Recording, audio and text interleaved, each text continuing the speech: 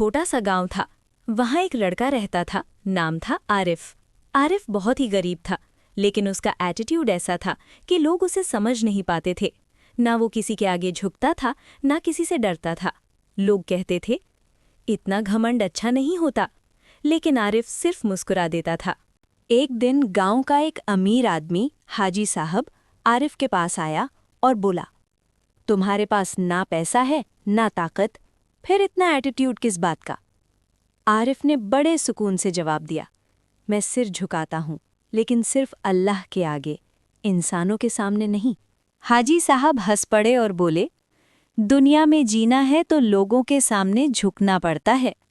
आरिफ ने कहा, अगर अल्लाह मेरे साथ है तो मुझे किसी और के सामने झुकने की जरूरत नहीं। कुछ दिनों बाद गांव में एक बड़ी मुसीबत आ गई। भयंकर सूखा पड़ा, पानी खत्म, खाना खत्म। अमीर लोग भी परेशान हो गए। हाजी साहब, जिनके पास बहुत दौलत थी, वो भी बेबस हो गए।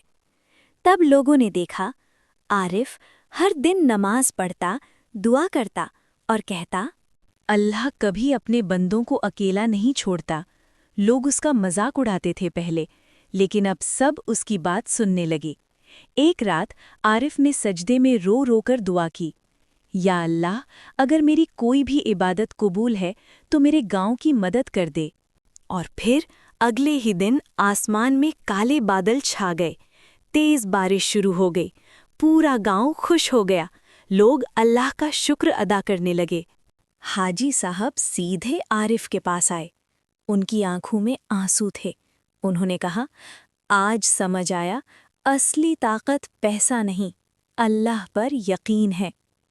आरिफ मुस्कुराया और बोला, एटीट्यूड रखना है तो ऐसा रखो कि तुम्हारा भरोसा सिर्फ अल्लाह पर हो और डर सिर्फ उसी से लगे। असली एटीट्यूड वो नहीं जो लोगों को छोटा दिखाए। असली एटीट्यूड वो है जो इंसान को अल्लाह के करीब ले जाए। जो अल्लाह के आगे झुकता है, उसे दुनिया के आगे झुकने की ज़रूरत नहीं पड़ती।